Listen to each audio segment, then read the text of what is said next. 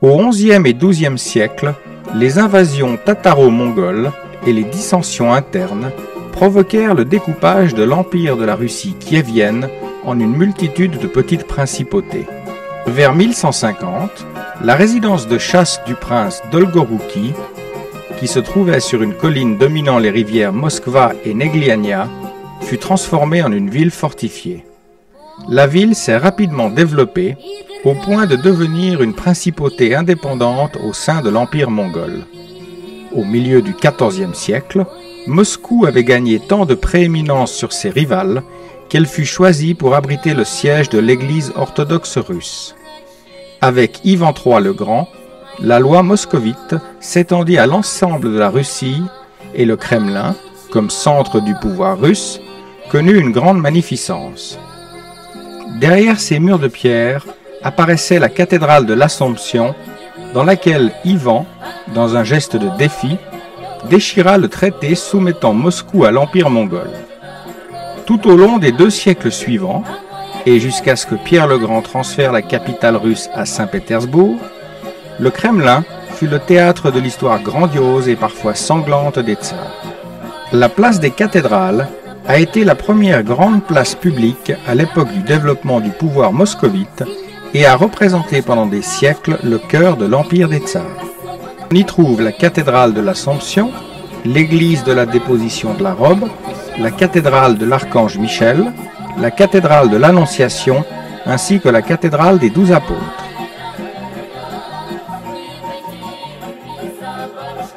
La reine des cloches et le roi des canons forment une paire étrange. Tous deux sont les plus gros spécimens du monde de leur catégorie et tous deux n'ont jamais servi. La reine des cloches pèse 200 tonnes. Elle n'a jamais été terminée et encore moins sonnée. Elle se brisa en 1737 au moment de sa cuisson. Le roi des canons pèse 40 tonnes pour un calibre de 890 mm. Il a été construit en 1586 et devait repousser les assauts ennemis avec des projectiles de la taille d'un tonneau.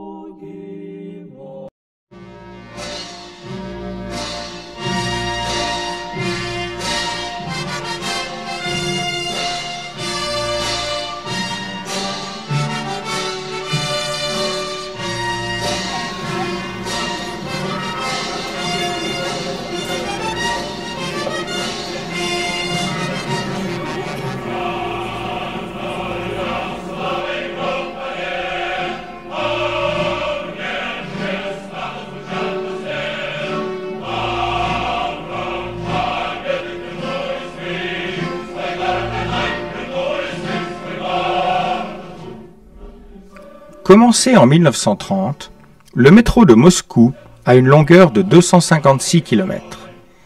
Il mérite à lui seul une visite particulière. On a l'impression de se trouver dans un palais aux salles vastes et spacieuses, et on est frappé par la richesse de ses marbres et de ses lustres, sa décoration fastueuse, ses médaillons et ses mosaïques, ses colonnades et ses sculptures qui évoquent les grands événements de l'histoire de la Russie ancienne et moderne. Le métro de Moscou est très profond. Il offrit ainsi un abri sûr à des milliers de moscovites lors des bombardements aériens pendant la Deuxième Guerre mondiale. L'impressionnante profondeur à laquelle il se trouve explique l'absence quasi totale d'escaliers et le grand nombre d'escalators.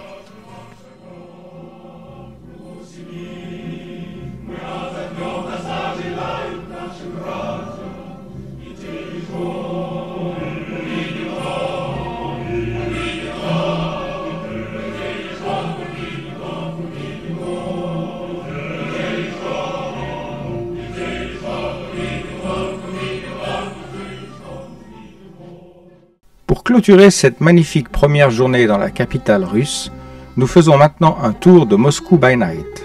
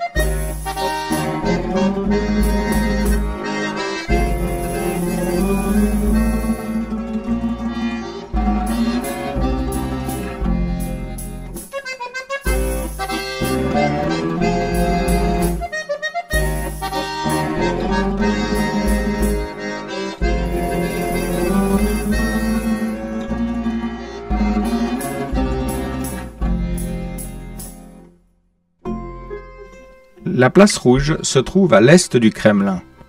C'est l'une des plus anciennes places de la capitale. Cette place principale de Moscou et du pays a été étroitement liée à l'histoire multiséculaire du Kremlin. C'est là que se sont joués les actes importants de la vie de l'État russe.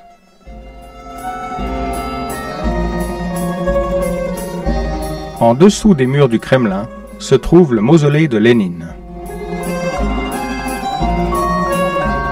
Sur le côté sud de la fameuse place Rouge, jaillissent les bulbes polychromes de l'église de l'Intercession, plus connue sous le nom de Basile le Bienheureux, d'après le nom d'un fol en Christ fameux à Moscou, inhumé sous ses voûtes. L'église de l'Intercession de la Vierge est d'une des œuvres les plus merveilleuses de l'architecture russe. Elle incarne les motifs féeriques du passé. Le sanctuaire fut édifié en 1561 par les maîtres Barma et Potsnik sur l'ordre du tsar Ivan le Terrible en commémoration de la victoire remportée par les armées russes sur le Khanat de Kazan.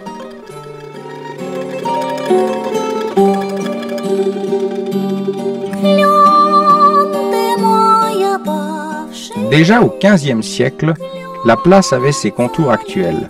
C'était le grand marché de la ville. Là étaient organisées les cérémonies les plus solennelles avec la participation du tsar et du patriarche. On y donnait la lecture des oukases du tsar et la justice y était rendue. La place, d'abord appelée le marché, a pris au XVIe siècle le nom de la place de la Trinité. Au XVIIe siècle, elle est devenue définitivement la place Rouge, autrement dit la belle, la grande place. Rouge et beau sont presque identiques en russe.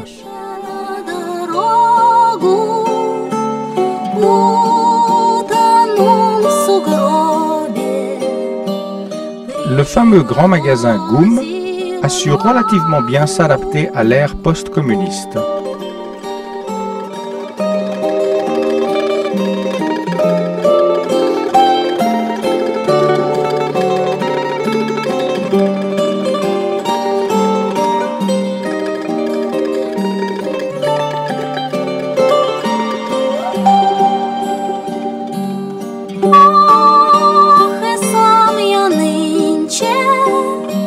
Что-то стало не стойким.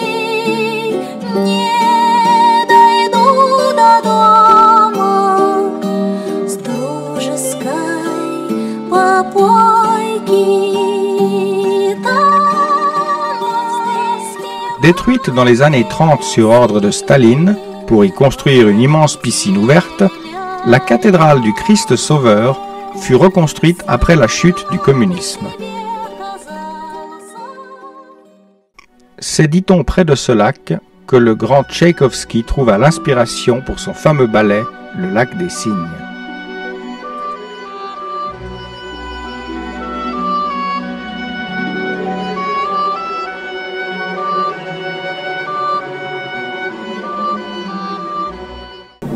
Dans l'avion qui nous ramène en Suisse, je me demande comment conclure le film d'un si beau voyage. Quand tout à coup, l'hôtesse fait une annonce en anglais, puis elle s'approche de moi, me demande si je l'ai comprise et me demande de la répéter à l'attention des passagers ne parlant pas l'anglais. C'est véridique et ça donne à peu près cela. Mesdames et messieurs, ici le passager Spicher. L'hôtesse a fait une annonce en anglais et m'a demandé de la répéter en français à l'attention des non-anglophones. Lors de notre décollage de Moscou, il a été trouvé du caoutchouc sur la piste. Nous ne savons pas s'il s'agit de notre appareil, alors nous allons descendre, sortir les roues, et 2 appareils de l'armée de l'air danoise vont venir nous survoler pour voir s'il s'agit de notre avion.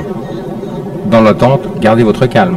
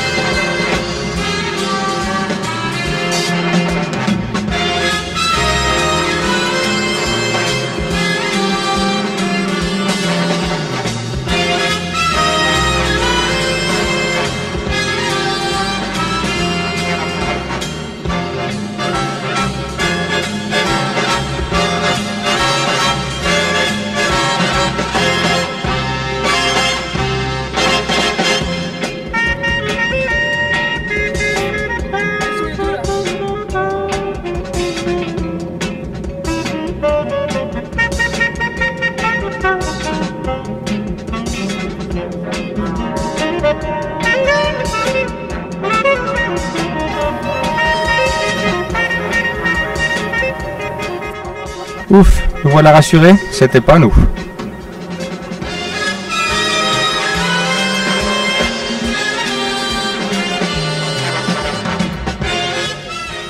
Ça fait quand même plaisir de retrouver la terre ferme, même si les pompiers nous attendaient au cas où les pilotes n'auraient pas vraiment bien vu.